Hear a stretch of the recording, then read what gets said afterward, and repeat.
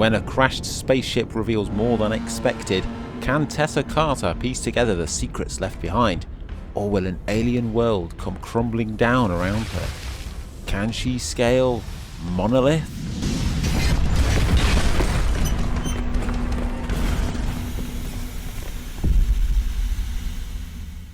Hello and welcome to YakWaxLips. My name is Michael, your point-and-click adventurer, and I've been exploring the genre's best right here on YouTube for years.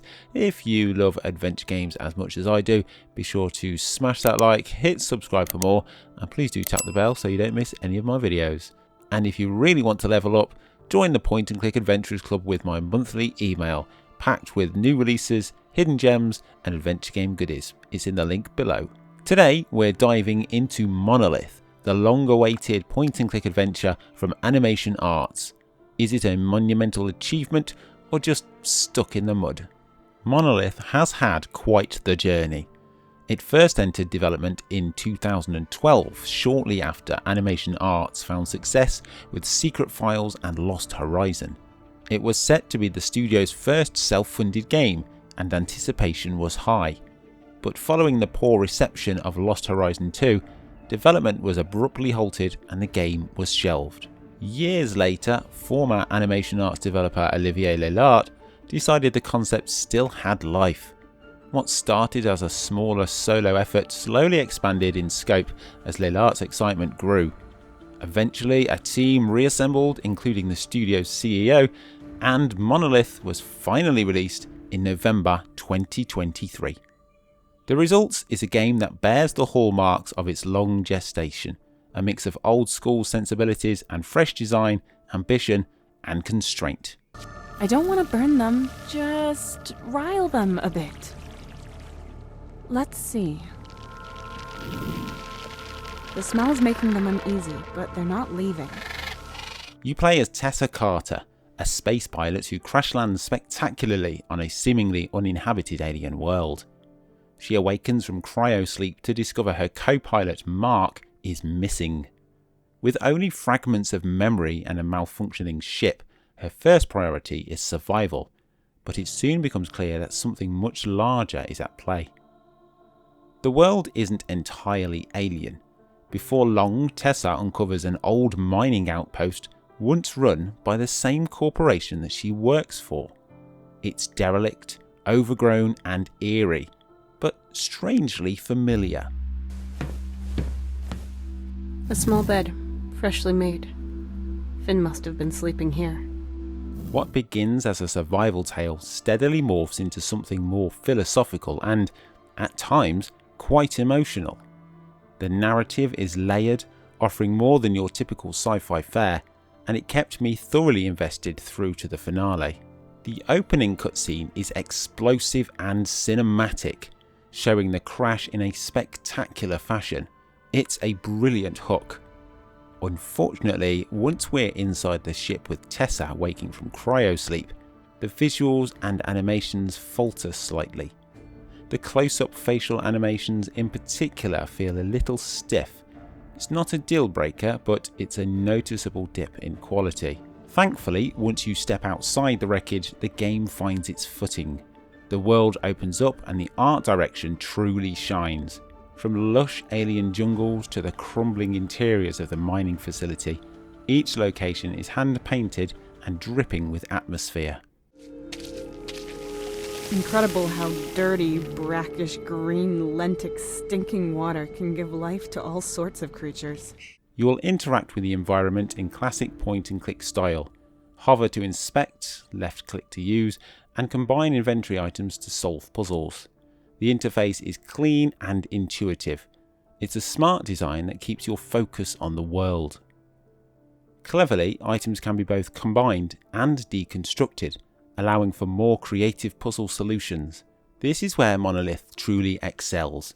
The puzzle design, I think, is excellent, offering a mix of logic-based challenges, mini-games, and classic inventory puzzles.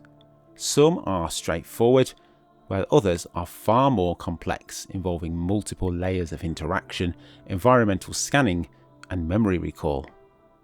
The difficulty ramps up naturally, and there's a great sense of progression. Importantly, most puzzles feel integrated into the story, not just tacked on for the sake of it. And if you do get stuck, a built-in walkthrough provides a direct, step-by-step guide, a fantastic accessibility option for players of all levels. You also get the option to completely skip minigames if they're just too damn hard for you. There are around a dozen save slots, which is more than enough to experiment or revisit favourite moments. It's a small touch, but one that shows a thoughtful approach to player experience. Early in the journey, you'll meet Core, a cheeky AI companion with a heart of silicon. Core walks the line between helpful sidekick and comic relief perfectly. What's more, he isn't just there for quips. Core becomes a key gameplay element, acting as both a scanner for hidden environmental details and later as a holographic projector, revealing critical pieces of the past via archived footage. Okay, quiet please, everyone. Thanks. Okay, yesterday we received a reply from the Callan Co. They will reach us in 2 days.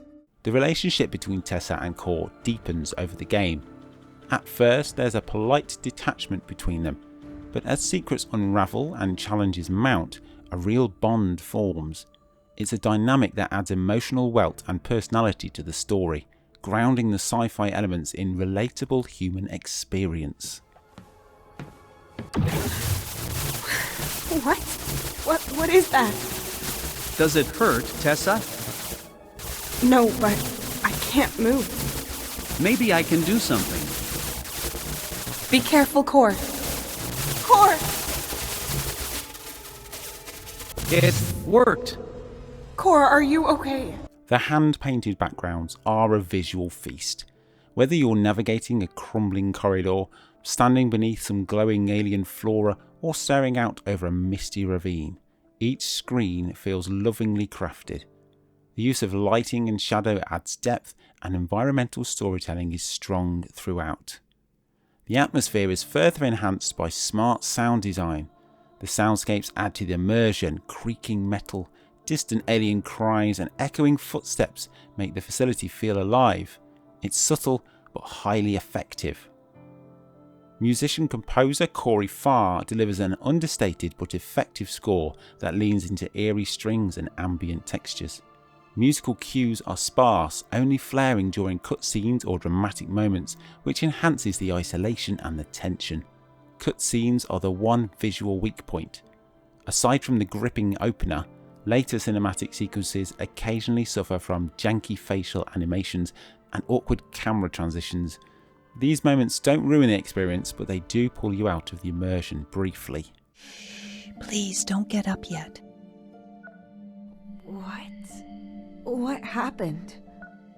You were in a coma. Can you remember your name? No. Yes, I'm Tessa. Delaney Gilmore voices Tessa Carter with nuance and strength. She avoids the usual sci-fi tropes. There's no melodrama or forced stoicism.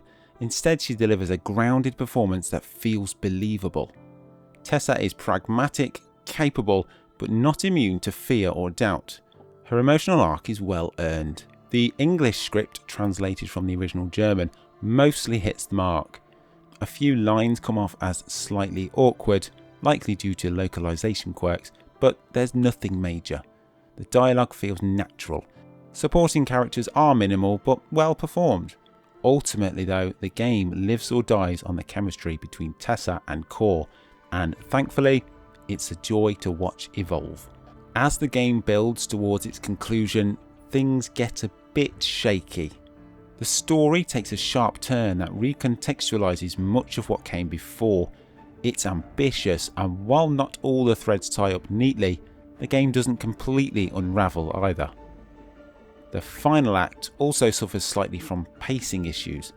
Much of the game is spent in and around the mining facility. Some rooms are locked until story beats unlock them, and revisiting the same areas repeatedly does get a little tedious. But to its credit, Monolith never outstays its welcome. The story concludes with emotional resonance, and while I wish it had stuck the landing a little more cleanly, I never felt let down by the journey. Monolith is a testament to perseverance and passion. After over a decade in limbo, it emerges as a richly atmospheric, narratively ambitious point-and-click adventure. Despite some rough edges in its cutscenes and a few pacing stumbles in the third act, the game succeeds where it matters most: immersive world building, clever puzzle design, and compelling characters. Clocking in at around 11 hours, it's a tightly paced experience that delivers mystery, emotion, and more than a few surprises. Whether you're a die-hard adventure game fan like me, or a newcomer curious about the genre, Monolith is well worth your time. I'm giving Monolith a solid and well-earned 8 out of 10. A visually beautiful, mentally stimulating, and emotionally engaging journey that stands tall among its peers. Let me know what you thought of Monolith in the comments below, and as always, if you enjoyed this review, don't forget to like, subscribe, and sign up to the newsletter below. Check out these other reviews I have right here, and until next time, have a wonderful morning, afternoon, or evening, whatever it is you're doing right now. Take care.